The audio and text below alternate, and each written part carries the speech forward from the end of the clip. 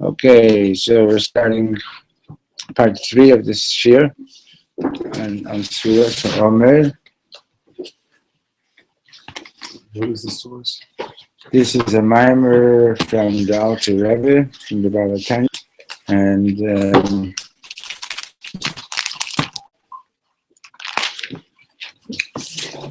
so the very, very big picture, what's been said is that the whole thing of Sefirat Ha'omer is that it's a preparation period between Pesach and Shavuos. Pesach we escaped, we ran away from Mitzrayim, but we still weren't rid of Mitzrayim. And Shavuos is like the marriage between Hashem and the Jewish people. And therefore, we have to get our vessels ready, and the Sfatim Lachem is that we should get to the place where the Sfirot, which is the attributes, but the word Sefirot is related to sapphire, right? In other words, that these attributes should shine, should radiate Hashem's light brightly in our lives. The question is, how do you do that? So Dr. Rebbe went into explaining that the mitzvah of experiencing the Exodus is a mitzvah to be done every single day. That's why in the Shema Yisrael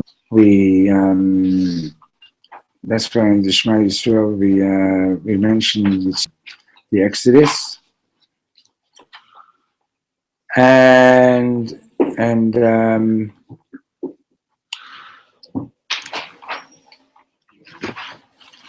at what point of the davening are you supposed to experience your complete liberation is when you're saying Shema Yisrael, right? And everything in the davening up to Shema Yisrael is a preparation for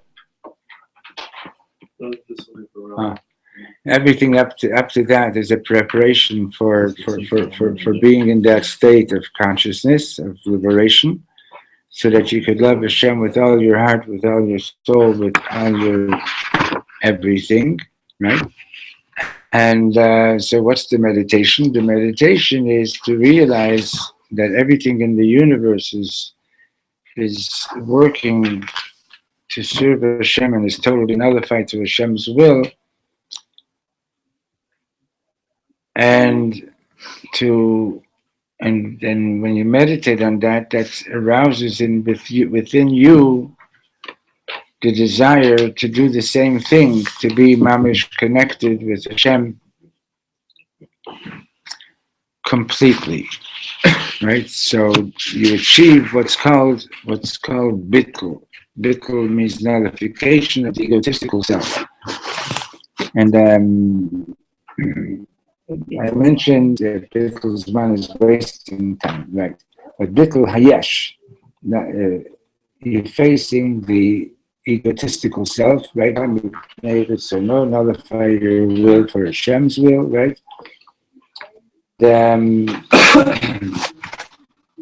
And that's a very, very difficult thing to achieve.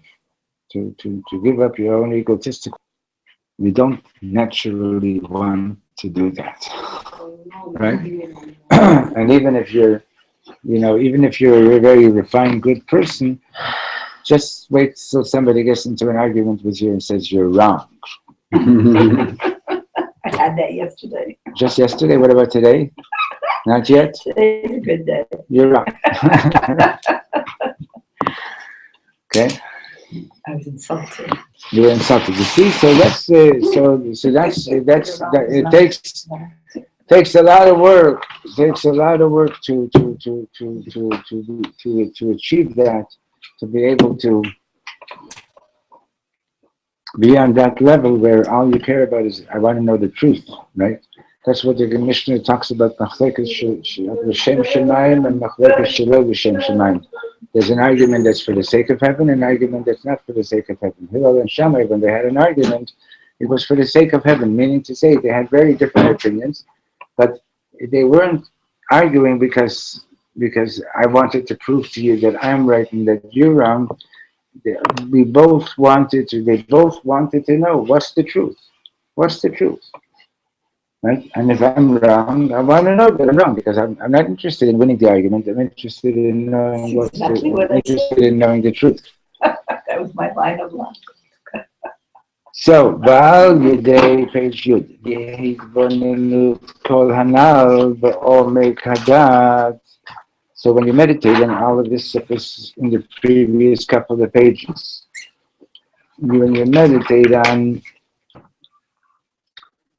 the vastness of the universe and how everything in the universe and those are all serving Hashem. And that all this vast universe is nothing more than just a glow of Shem Kvod Malchuto, from a glow of the name of His glorious kingdom. In other words, it's what you see. You think you're seeing something vast and amazing, right? And but that's still, it's like one letter in comparison to all the words that are in your mind in your entire lifetime. So when you meditate on this, Ba'omek Hadat, and this is a big part of the definition of Hitbonenut, is that you have to meditate as deeply as you possibly can, and you have to train yourself to be able to do this in the depth of consciousness. So then you will consequently achieve the level of Ratzo, meaning to say that you will want to rush forward to Hashem. B'kriyat Shema, in the saying of Shema, Lihiyot v'yahavta tavaya l'kecha v'chol levavcha, to achieve loving Hashem your God with all your heart, meaning to say that statement, to get out of your narrows and the limitations, because everything of this world is all finite. The entire universe is finite. Just like there's a distance of 500 years between heaven and earth, right between each world. So, hein b'gashmiyut, hein b'ruchaniyut. In other words, this is true physically, and it's also true spiritually. To go from one level to the next level, from one world to the next world, it's like mamish, like it's a huge.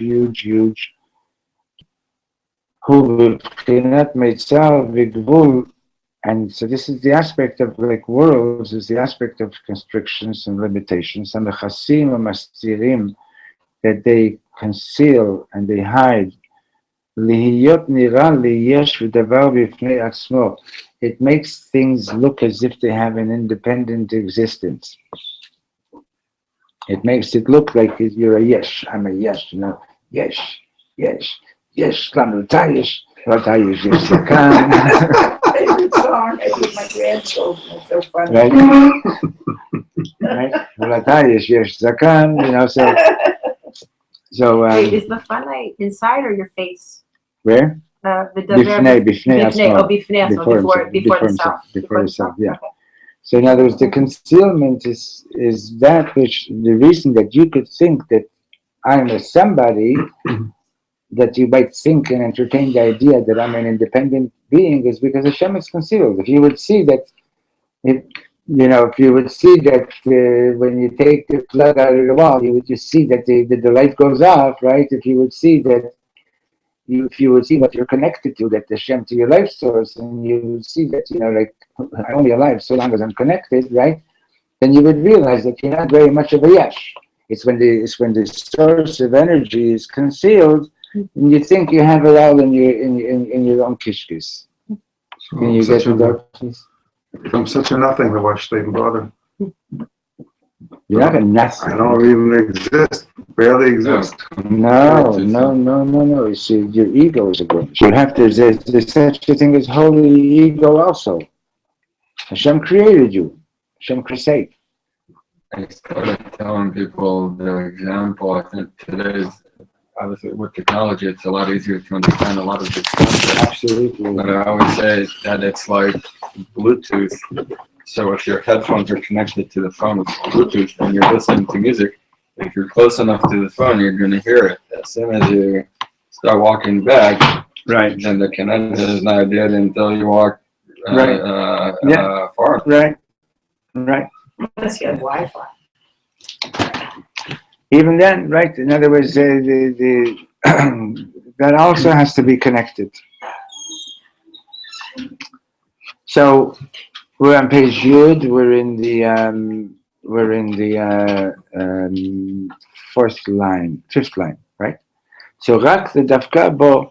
So then, if you meditate on this and you realize that your whole connection, your whole life energy, and everything is dependent on being connected, right? So then you mamish want to be connected, right? And you realize that all these other things that you think that you're connected to, like I got money in the bank, and I got my house in here, and another one over there, and this and that, and so on. I have everything that I need at the time, and I think I'm independent. But you quickly realize through this meditation that it's all garnished, and you want to really be connected to the source. So you're ready to give up your attachment to the finite, ready to be in unison with Hashem's will. So רק לדווקא בו, שהוא בלי גבול, בחינת אין סוף ממש. You realize that what you really want is to connect with Hashem, who is infinite, who is the absolute Ein Sof. זהו נקרא יציאת מצרים. This is what's referred to, this is what we call the Exodus from Mitzrayim. Seit min ha-mitzavim b'gvulim kanal is to get out of our narrows and limitations and attach ourselves with the one who's truly infinite. Zehu shebegalut Mitzrayim ne'emar, and that's why this is the meaning of what it says in the exile of Egypt. It says by Paro says, Lo yadati et Hashem. I don't know Hashem, right? What's pshat? He doesn't know Hashem. Sheshem Havaye, the name Havaye, right? Yud Kei Vav Kei, which means being, right? Haya Hoveh V'yeh, the name of God. Yud Kei Vav Kei is the letters of the words Haya, he was. Hoveh, he is. Hiyeh, he always will be. B'li shinui, without any change, right? When you say Hashem Echad, right, one of the things to have kavanah on is that He's Haya Hoveh V'yeh Echad. He's past, present, and future all at the same instant, which is something that you can't understand because you're a worldly person. That means you can only think in the terms of this world, right? So lo yadati, Sefirat says lo yadati. He doesn't know this aspect of God. He doesn't know this this aspect of God. Rak Shem Elokim, he only knows of Elokim, right? He only knows the divine aspect that's represented in which is the name which is Hamechaseh Humastir, the name Elokim conceals and hides. Liyot yesh v'davar b'fnei atzmo dafka. It's because of it's through the name Elokim that Shem Havaya is concealed, and therefore it's possible for a person to think that I'm an independent yesh on my own. Now, the name Elokim, for example, just a good way to help you remember it is that the name Elokim is the gematria, the numerical value of the word Hateva, nature. Okay? Hateva, not just Teva, but Hateva. And you what the idea is that what's nature? Nature is all a manifestation of Hashem, right? But Hashem is concealed in it. It seems like nature has laws that seem to be operating independently.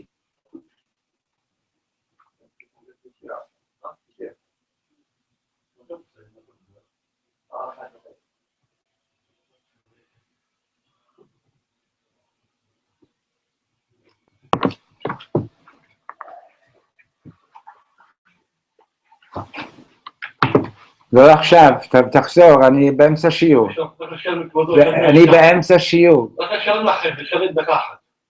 תן לו. תודה, תן לו. כן, תן לו. תודה. תודה רבה. חודש טוב. כל טוב. אוקיי? אמן, גם לך, כל טוב.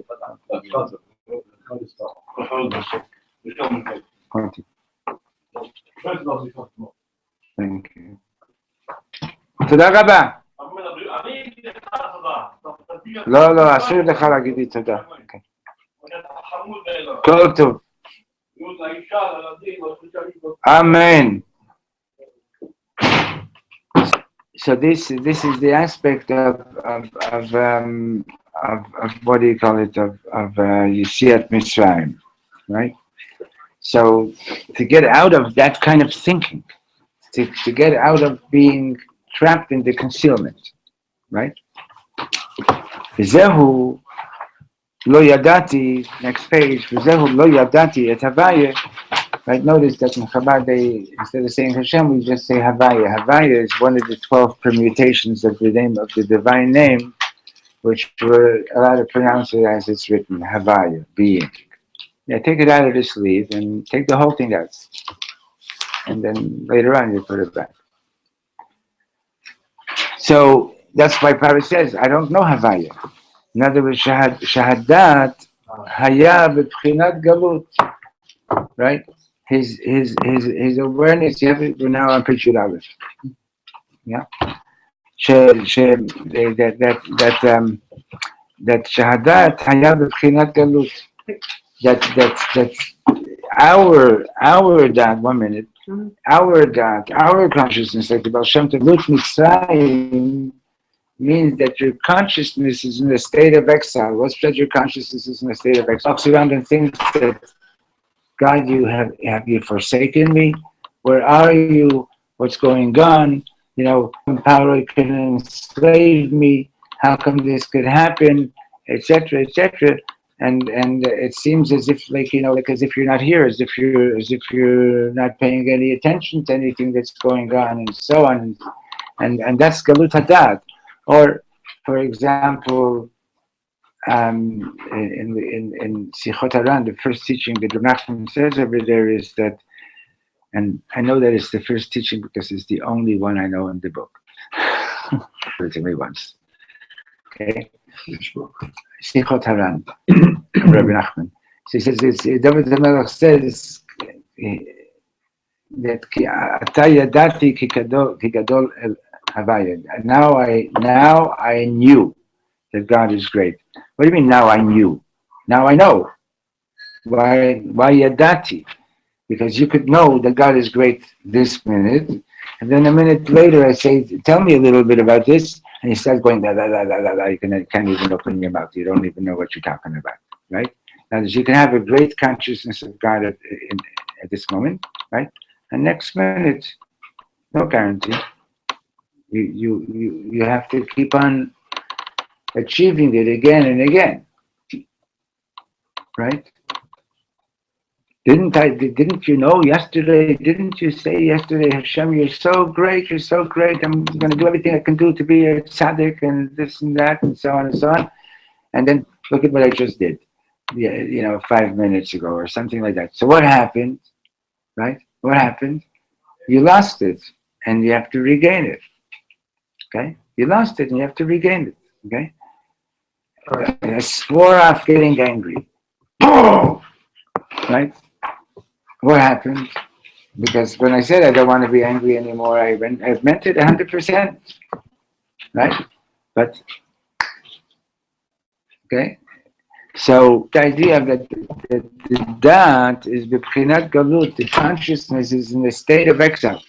וזהו שחותם בקריאת שמע, אני הווי אלוקיכם אשר הוצאתי, and that's why Shema ends up with that third paragraph where we say, I'm Hashem who took you out of Mitzrayim.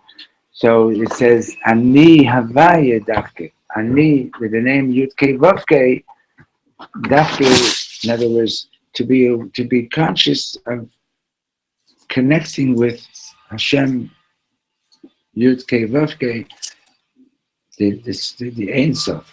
And Elokim is God concealed in a limited fashion, which that allows you to make the mistake of thinking that I'm a yesh. You were going to ask something. Yeah, I want to understand that I feel the question, the kasha, the statement of Paro, actually it's not such a bad, I don't see why that's, I'm saying it doesn't, I don't have the language. It's not like so negative or wrong or evil. Like I'm saying, could the person possibly say that Paro statement? Yeah, that's what it means. When you're in a state of exile, right? We have a power. We have our own power. Every person. Right, no, I get that. Okay. So that power says. Okay. I don't know. I don't know Havaya. I don't have the consciousness of Haya Havevi Keachad. I have the consciousness of Elokim. Yeah. And Elokim allows me to do this and to do that and to do that and so on, and God is concealed, and in the extreme, if you look in the Haftarah and Parshat Va'era, and also in Parshat Shmot, you see Paro says, "Ani asitini, I created myself. Li Oli, denial is mine, but Ani asitini myself." Right?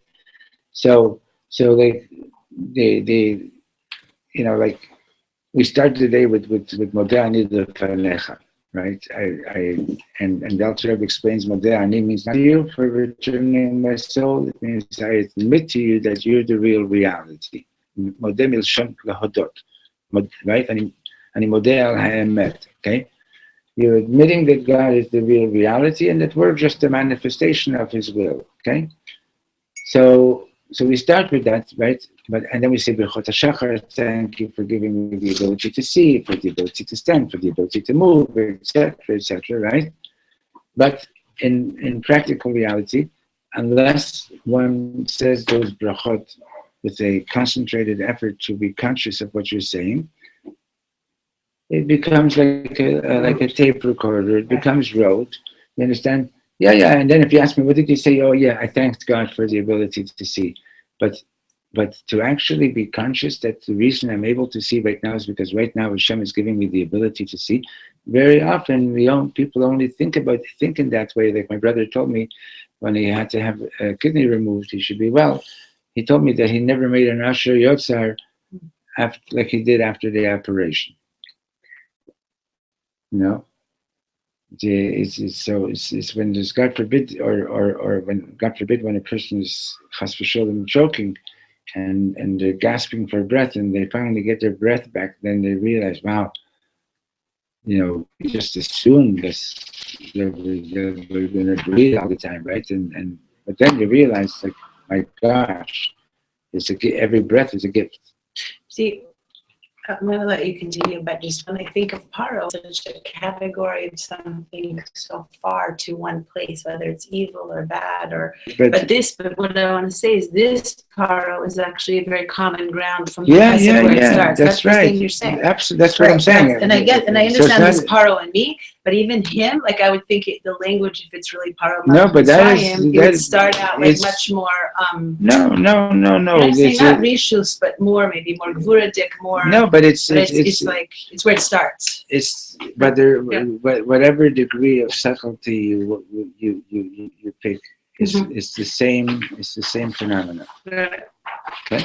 I just think of him so. I understand far back, and because usually we think of power like you saw the movie The Ten Commandments, just and- very willful, yeah. willful, and very Yes. self-created, like you're saying, much more absorbed. But I think this Torah is trying to show you that you yourself are the part where power is. You have. It's not that you are, but that you have that power Right. aspect. And that's the And that's the extra that you need to achieve, right? You said that Yadati would have the same effect as Lo Yadati as well, in a hardening kind of Shinani Yadati. I know. No, your dati is past tense. What I was asking is that when you're talking about Hashem, all you could say is what you've ready. But you can't really talk about what you're going to know now. And I guess what I mean by that is like you're saying that, and like it says, Harris says Lo Yadati. I don't right.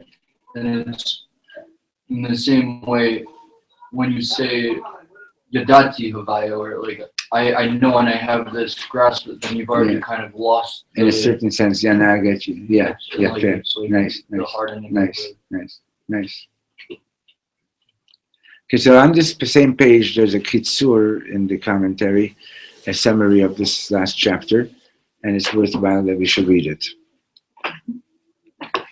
So, Ubiyu ha'inyan ha'ratzod yetziat Mitzrayim. Remember, we said that Yechezkel saw the vision of the chariot, and he saw the angels ratzo v'shov, right? They were rushing towards God and coming back. And the words that we used were like inspiration and application. But so inspiration, shov is application, right? And so the explanation of the idea of Ratzod is Siyat Mitzrayim. So we rushed out of Mitzrayim. So what does that mean by Avodat Kol Echad Ve'echad? The abbreviation stands for Echad. Israel. The meaning of all that in the service of every single Jew, שחייב לראות את עצמו כאילו הוא יצא ממצרים. In other words, a person has to see himself always as if he just got out of Egypt. הנה האהבה להשם המתעוררת באדם בשעת קריאת שמע. The love for God which is aroused in a person when he's saying Shema, כמו שכתוב, ואהבת את השם אלוקיך, as it says, and you will love Hashem your God, who עניין יציאת מצרים בעבודה רוחנית. That's the aspect of the Exodus, the liberation from Egypt spiritually. לפי שעניינה של אהבה זו, because what is this meaning of love God? I love you, God, because I see this, you just gave me a Rolls Royce. That's not the love we're talking about. Because what we're talking about over here, שעניינה של אהבה זו, הוא מה שהאדם רוצה להידבק בקדוש ברוך הוא בכבודו ובעצמו. It's the love for God that you want to mamish bond with Hashem בכבודו ובעצמו in his absolute glory. שהוא יתברך למעלה גם מהעולם העליון ביותר. For he is beyond even the highest of worlds. Right? וזהו עניין יציאת מצרים, and that's the idea of the liberation from Egypt. מצרים, מצרים, לשון מצר וגבול. The name Mitzrayim is related with the word מצר, narrows, constrictions, limitations. שלגבי הקדוש ברוך הוא בכבודו ובעצמו, because concerning Hashem, in his essence and glory, גם המדרגה היותר עליונה, even the highest level that a human being can possibly achieve, that too, נקראת מיצר וגבול, is also considered to be a limited and narrows and limitation. ואדם הרוצה להידבק בהקדוש ברוך הוא עצמו, and a person who wants to bond with himself, with Hashem himself, משתוקק לצאת גם ממיצר וגבול זה, wants to get out of this narrows. It's משתוקק. Yearns, משתוקק. תשוקה. להגיע לאהבה גדולה זו, and the way to achieve this, the way to achieve this great love, הוא על ידי ההתבוננות, it's achieved through meditation, and what? Through meditation בפסוקי דזמרה, בפסוקי דזמרה, and the verses of song, ברכות קריאת שמע, and the blessings that we say in the davening before the Shema, שבהם מתואר גודל הביטול של צבא השמיים. There is described the great level of nullification of ego among the heavenly hosts. שהם בביטול תמידי להקדוש ברוך הוא, they are constantly in a state of bittul to כי משיגים, because they comprehend שחיות כל העולמות אינה אלוקות. All the life existence in all the worlds is only what's coming down from Malchut. Shehi ha'arat shmo bilvad, and Malchut, the lowest of the Sefirot, is only a glow of his name. In other words, that's the highest that we, in other words, the highest that you can achieve. You have to realize, yeah, beautiful. But this is, Hashem is way more than all this. Okay? ובמילא מכירים את היעדר חשיבות כל העולמות לגבי הקדוש ברוך הוא עצמו, and consequently realize the absence of, that there's no value to all these other worlds in comparison to Hashem himself. זהו גם מה שיציאת מצרים היא על ידי שם הוויה דווקא, and that's why the exodus from Mitzrayim took place through the name Yud-Kei Vav-Kei. In other words, we were taken out of all limitations and all narrows. הוא הקדוש ברוך הוא עצמו, הקדוש ברוך הוא himself, שהיה, הווה, ויהיה כאחד, who was, is, and will be all at the same moment. וכמו שכתוב, אני הוויה אשר הוצאתי אתכם, I am הוויה who took you out of מצרים, מה שאין כן, but whereas במצרים, while in the state of exile of Mitzrayim, נאמר, it says and describes that state of exile as לא ידעתי את הוויה. I don't know הוויה. I know Elohim, but I don't know Havaya. You just know that, in other words, it needs to be read again and again and meditated on and so on. It's not. Oh, it's hard for me is the comparison. I get it, Paro and me, but what's so hard is the separating in the story when he's really Paro, and the Jewish people also didn't know Havaya. That's the thing, and trying to juxtapose. So what I understand you. But now I understand it. No, in this I understand you, right? Yeah. I understand you, and what I'm saying to you is that it's not a matter of me repeating it again. It's a matter of you meditating on it. I understand that. There's another source, and I think the beginning of Parshat Be'era, where Hashem talks to Moshe and says, "By my name, Hashem, I was not known." Et Shmi Hashem lo nodati lahem. Not only to Paro, Yeah, yeah. but it's to us. No, but it has a different meaning. Rashi says over there is talking about the aspect of my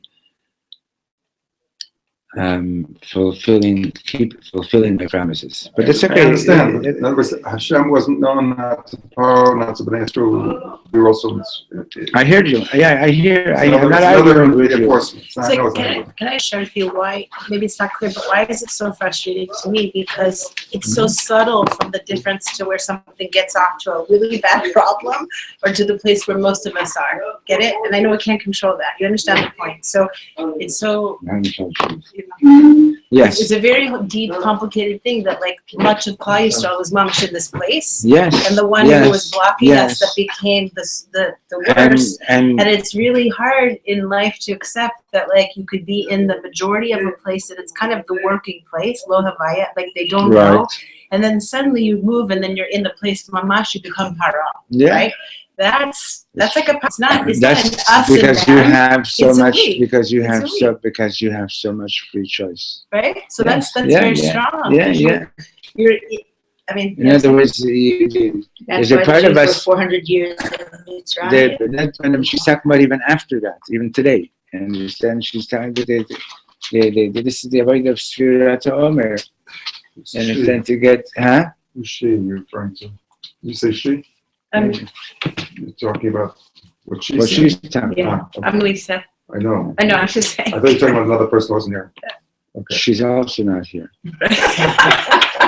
I just want to say very quickly, Exactly. Neil, what it just We're not brings here. up brings up fear. Yeah. That's all I wanted Yes, to share. It brings up fear Yes. that I realize and understand how I could. Again, I'm okay, but I just want to tell you how far off I could get. You know how many times Like I could go so quick. how many times at the end of the day I'm thinking to myself about, how many, as a teacher or even vis-a-vis my own children, how many times I said something that really could have hurt them very deeply. Uh-huh. It's terrifying. You understand that you could become completely paro. So that's Yes, all. yes. It's like very. Very easy to. That's right. Especially if you get insulted. Your ego's at That's stake. right. Really, you Your think? ego's involved. Okay, so let's go on. Okay, so actually, let's talk a little. We'll continue with p.3 next week. So this week's parsha we have a double header. It's Tazria and Mitzvah, and so everybody knows that the Sefirat that the Torah is talking about is not the leprosy that we identify today as leprosy. This is more of a spiritual. It's right, and it's in all it was something that would afflict only great advanced people. Miriam, Moshe Rabbeinu, and so on. Yeah. Are you saying that it was a spiritual effect versus physical? It showed up physically, Or is it? but it's not a medical. It's not because he couldn't go to the pharmacy and say, I need an anti-psoriasis cream. Keep your mouth shut and don't talk lashon hara. That's right. Okay. So the Gemara says that Tzoras, mitzvah, the word mitzvah, they do a phonetic thing with it. Motzi ra. That lashon hara is what brings. That lashon hara is what brings it on. And so now Tzorat is the nega. It's an affliction. Now the word nega is the same letters as the word oneg, pleasure. So Hashem has oneg from every yid. And if you speak lashon hara, you're saying to Hashem, how could you have pleasure from this guy? He did this, he did that. So you're taking away the oneg, and the oneg becomes nega, becomes an affliction. And the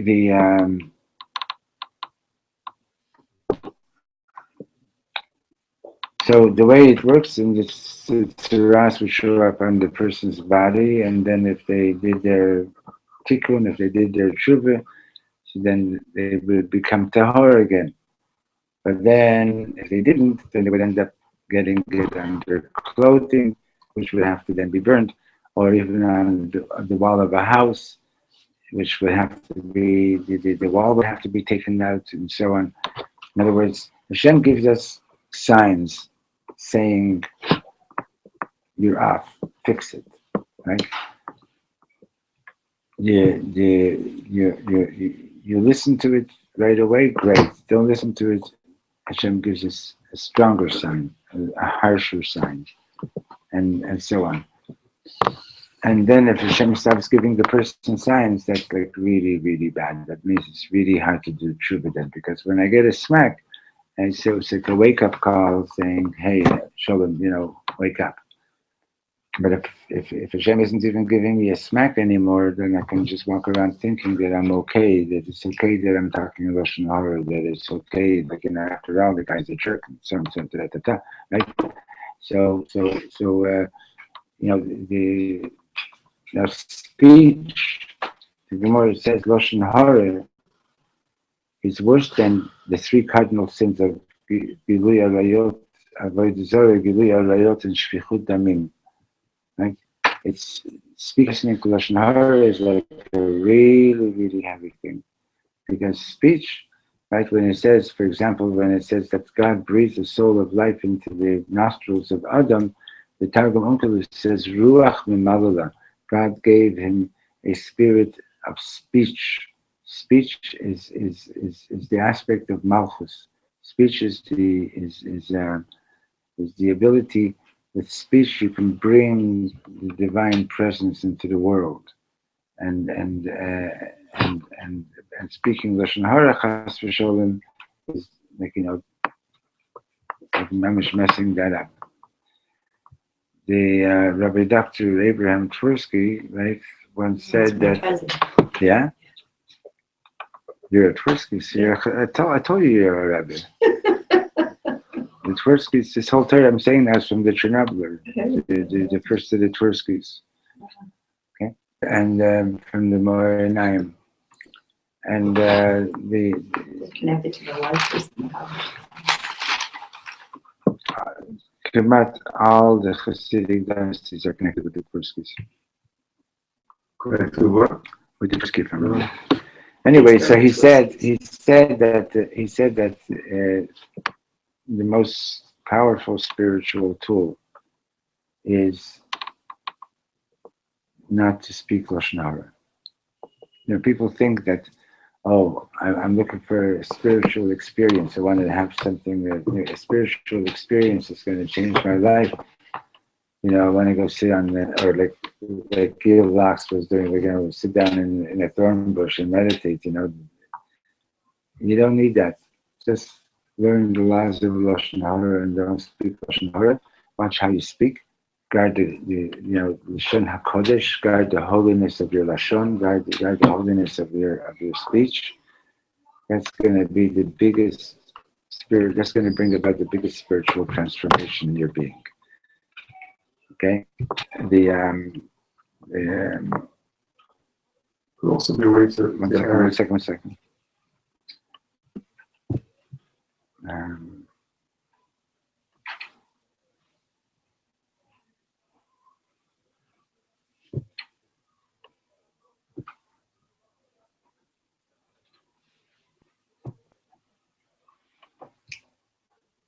What I'm saying? I'm sorry, I didn't mean to interrupt you. I lost it.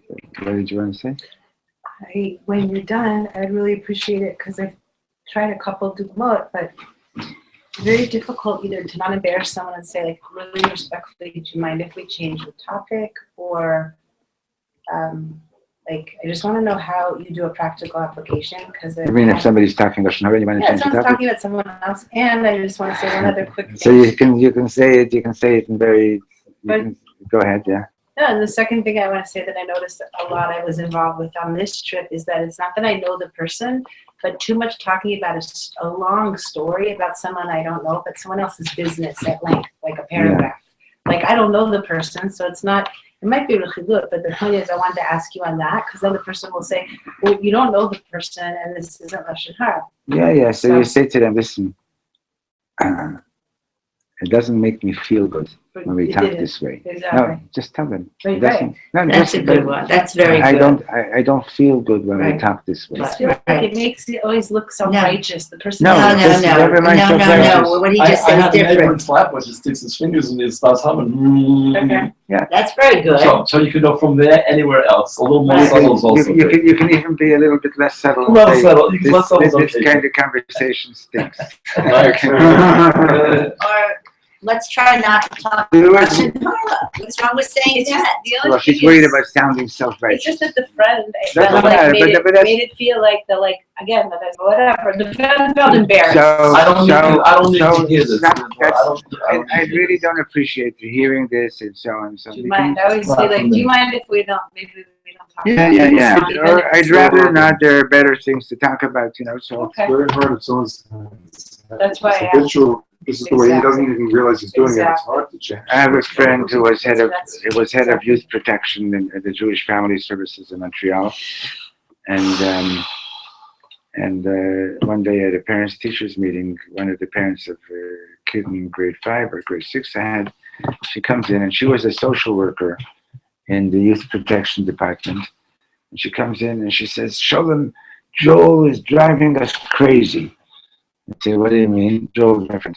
She says, he in the middle of a meeting, he'll say, we're talking about a case, and he'll say, "That's Lashon Hara. You can't say that. You can't talk like that." And he'll leave his office if we don't stop, or he'll walk out of the meeting. He's driving us crazy. I knew that at the time he was learning the halachas of Lashon Hara. So I didn't say anything. So the next parents teachers meeting was 3 months later. She comes in, she says, Sholem, the whole office has been transformed. Wow. He stuck to his guns, Wow. and they learned how to talk what they need to talk Right. and keep their mouths shut on what they don't need to say. Right. I can tell you, I also had a very similar. And she said the whole office has been transformed. Wow. She says our their consciousness of speech has been totally changed. So by being subtle, I almost never, I don't think I ever correct people, even if they don't do something 100%. But the only time I do is when people speak Lashon Hara at a Shabbos table, or even that. But mostly it comes up at Shabbos table with young people, with friends, with family, Yeah. and even if you're not subtle, that point of correction, everyone takes in a good way. And from my experiences, it transforms the Shabbos table, and Absolutely. people take it in the right way. What you talk about is so important. But to give you an example of subtle, a friend of mine, he's still not married, unfortunately, but he's already in his 40s at this point, and he finally met a girl that he was interested in, and her parents were Holocaust survivors. Anyway, so at they invited him for the Shabbos meal. So he's carrying something into the kitchen, like helping clear off the table.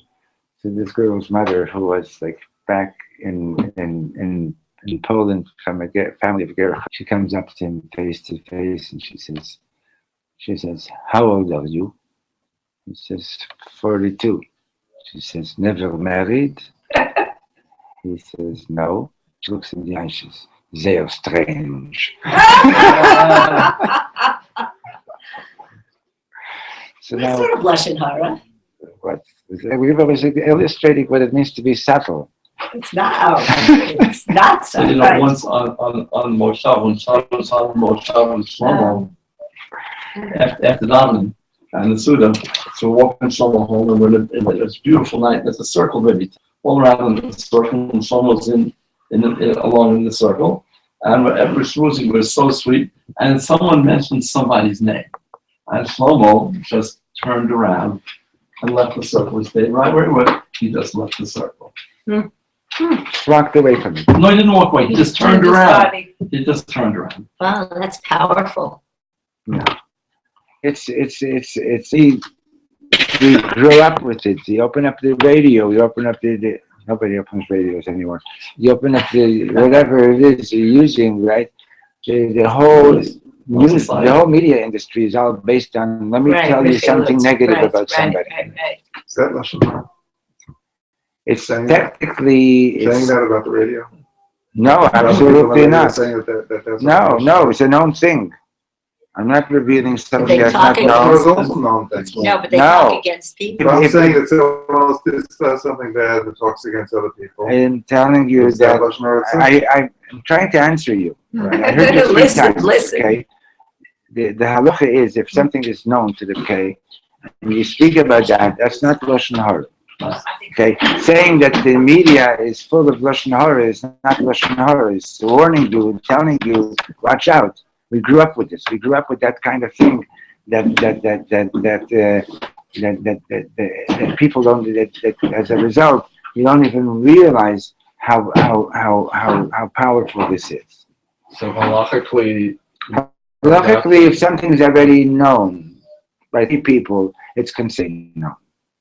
Okay? Doesn't mean that you should go speaking right, about it. so I'll tell you, someone wants to talk about the prime minister about something wrong. Yeah, That's not. that's about it. But if it's about something that he was in the prime minister's house and he saw the way he spoke to his wife and this and that, that's already the Lashon Hara. But the media is full of rechilas and so on. You got to know that that's the reality, and that you've soaked it in. We've soaked it in, and we think that, oh, so what's wrong? This is the way it works. This is what the media is like, and so on. This is what most of our conversations are like. You know.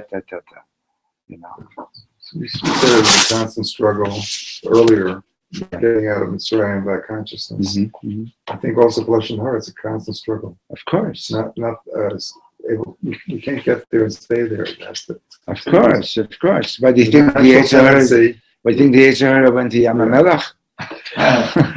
He's on vacation. The Yetzer Hara doesn't take vacation. And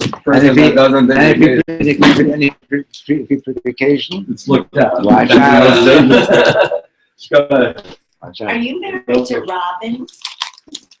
Yeah, for life? Yeah. Yeah. Because I think we met in Long Beach a long time ago. You play the trumpet? Oh, yeah. Yeah, some money, I'm Robin. some cash tighter. Becoming No, like no, I live in Robert's Teaneck, Rebbe New all of a Jersey. sudden. And I've been for a Yeah, Shabbat I'll see there. about I met Yeah. your wife there. You had just been married.